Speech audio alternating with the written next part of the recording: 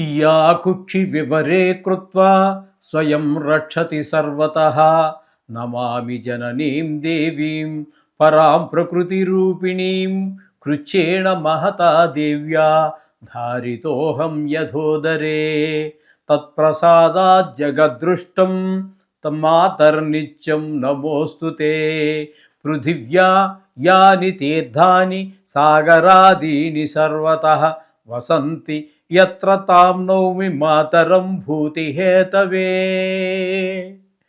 మాతృదేవో భవ పితృదేవో భవ. కుంభరాశి వారికి ఫిబ్రవరి నెల 2026 సంవత్సరంలో గోచార ఫలితాలు ఏ విధంగా ఉన్నాయో తెలుసుకునే ప్రయత్నం చేద్దాము.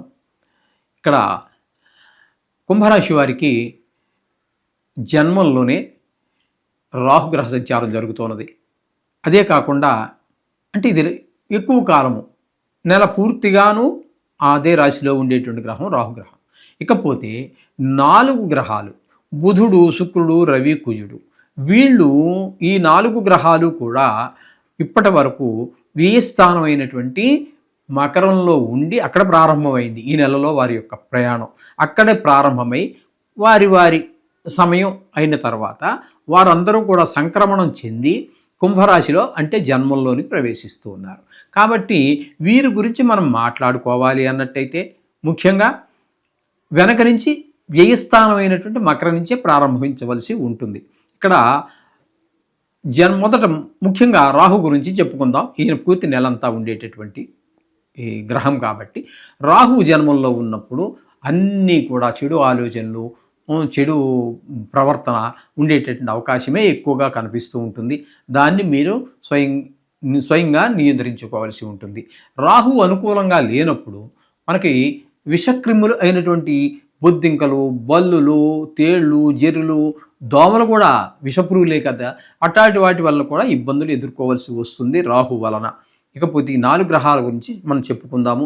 ఇందులో ఈ వ్యయస్థానం నుంచి మొదలు పెట్టుకోవాలి, ఎందుకంటే అక్కడ ప్రారంభమైంది శుక్ర, రవి, కుజ, బుధుల సంచారం. కాబట్టి ఇక్కడ వీళ్ళ గురించి ముందు బుధుడు వ్యయస్థానంలో 3 రోజుల పాటు ఉన్నారు.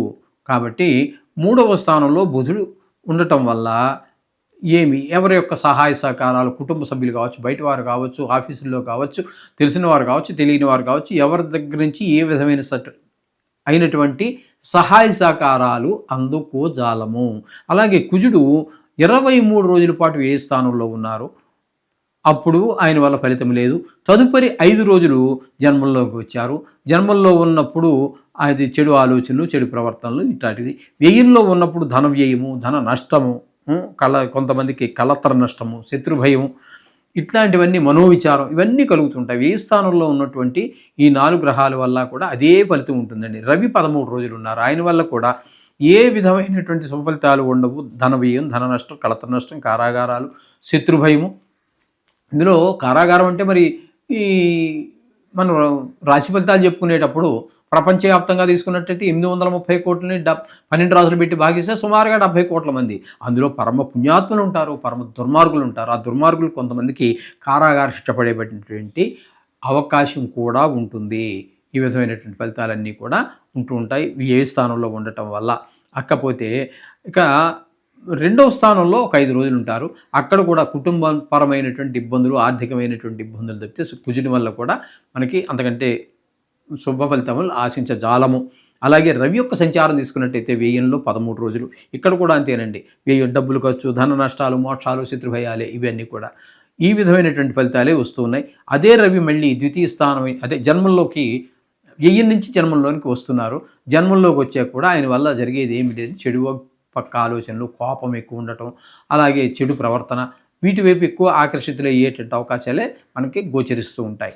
ఇకపోతే శుక్రగ్రహం యొక్క సంచారం వ్యయస్థానంలో ఒక 5 రోజులు. తదుపరి జన్మస్థానం అయినటువంటి కుంభంలో 23 రోజులు. ఈ గ్రహము వ్యయస్థానంలో కూడా శుభ ఫలితాలు ఇచ్చేటటువంటి ఏకైక గ్రహం గోచార రీత్యా ఒక్క శుక్రగ్రహం మాత్రమే. ఆ శుక్రుడు 5 రోజుల పాటు వ్యయంలో ఉన్నారు. దానివల్ల ధనలాభము, అలాగే ఖర్చులు తగ్గడం, అలాగే మంచి మంచి సుఫలితాలే ఉంటూ ఉంటాయి. ఇకపోతే జన్మంలో ప్రవేశించిన తర్వాత అక్కడ 23 రోజులు ఉంటున్నారు. ఆ జన్మల్లో కూడా శుభ ఫలితాలు ఇచ్చేటటువంటి ఏకైక గ్రహం కూడా అదే. మనము ఈ 9 గ్రహాల్లో మీరు తీసుకున్నట్టయితే ఏ స్థానంలో కానీ జన్మస్థానంలో కానీ శుభ ఫలితాలు ఇచ్చేటటువంటి ఏకైక గ్రహం కూడా శుక్రుడే. అక్కడ కూడా మీకు మంచి ఆలోచనలు, మంచి నడవడిక, మంచి ప్రవర్తన ఇట్లాంటివన్నీ కలగజేస్తూ ఉండేటటువంటి వాడు శుక్రగ్రహం. అంటే మొత్తంగా మీకు ఈ 4 గ్రహాలలో, అంటే సంక్రమణం చెంది 2 రాశుల్లో సంచరించేటటువంటి 4 గ్రహాలు, శుక్రుడు నెలంతా కూడా పరిపూర్ణమైన శుభ ఫలితాలు ఇస్తూ ఉన్నాడు. ఇకపోతే ద్వితీయ స్థానంలో శని సంచారం, వీరికి ఏలినాటి శని ప్రభావము జరుగుతున్నది. 2వ స్థానంలో జరుగుతోంది కాబట్టి ఇది ధనాన్ని ఎక్కువ ఇబ్బంది పెడుతుంది. ధనానికి, మాటలో కఠినత్వం, కుటుంబంలో ఆహ్లాదం లేకపోవటం, కంటి జబ్బులు ఉన్న వారికి మరింత ప్రకోపించేటటువంటి అవకాశం కూడా ఉంది ఈ శనిగ్రహం వలన ఈ కుంభరాశి వారికి. ఈ విధమైన ఫలితాలు ఉంటాయి. ఇకపోతే 5వ స్థానంలో గురుగ్రహ సంచారం జరుగుతోందండి. ఇది ఒక మంచి శుభ పరిణామం. ఎందుకంటే సంతానం మీద మంచి ప్రభావం, చక్కటి ప్రభావం చూపిస్తుంది. విద్యలో బాగా రాణిస్తారు. వారికి దైవదత్తమైనటువంటి కళలు ఏమైనా ఉన్నట్టయితే వాటిలో కూడా గుర్తింపు రావటమో, రాణించటమో లాంటివన్నీ జరుగుతూ ఉంటాయి.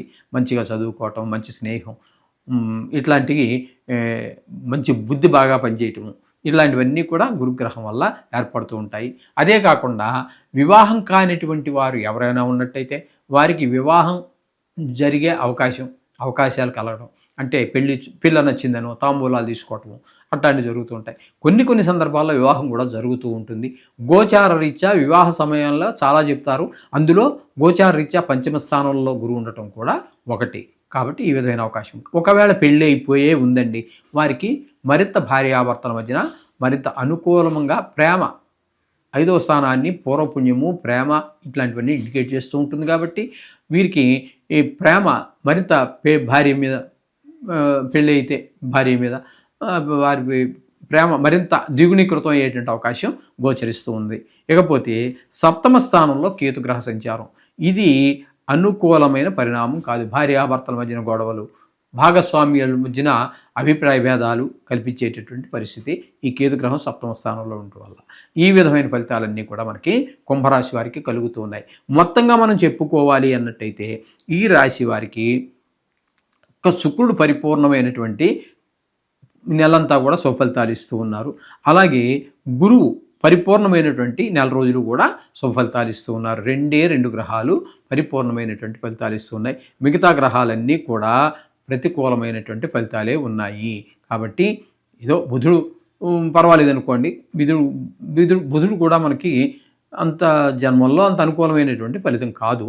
కాబట్టి మనం శుక్రుడు, గురువు 2 గ్రహాలనే మనం పరిగణలో తీసుకోవాలండి. అంచేత మీకు కొంచెం జాగ్రత్తగా ఉండవలసిన విషయము ధనం ఖర్చు పెట్టడంలో కానీ, మాట్లాడేటప్పుడు కానీ అంటే ఈ జాగ్రత్తగా మాట్లాడుకోవటం ఆలోచించి ఈ విధమైనటువంటి పరిస్థితులు చూసుకోవాలి.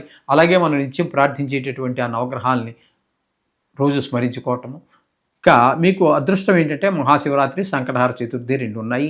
ఈ రెండింటినీ కూడా మన నవగ్రహ దోషాలని హరించడానికి, అలాగే మనకి శుభ పరిణామాలన్నీ కలగడానికి, మన జీవితం సుఖంగా కలగడానికి మంచి అవకాశం. ఈ రెండింటినీ మాత్రం మీరు ఎట్టి పరిస్థితుల్లో వదలవద్దండి, వాటిని ఉపయోగించుకోండి. ఆ మహాశివరాత్రి రోజున ఆ పరమశివుడిని ఎత్తిన ఒక చెంబుడి నీళ్లు పోయండి, ఒక మారేడు పత్రాన్ని ఉంచండి, వీలైతే కొబ్బరికాయ, టెంకాయ, అరటిపండు ఏదో నైవేద్యంగా సమర్పించుకోండి. మీ బాధలన్నీ చెప్పుకోండి. సకల శుభాలు తప్పకుండా కలుగుతాయి. శుభం భూయాత్.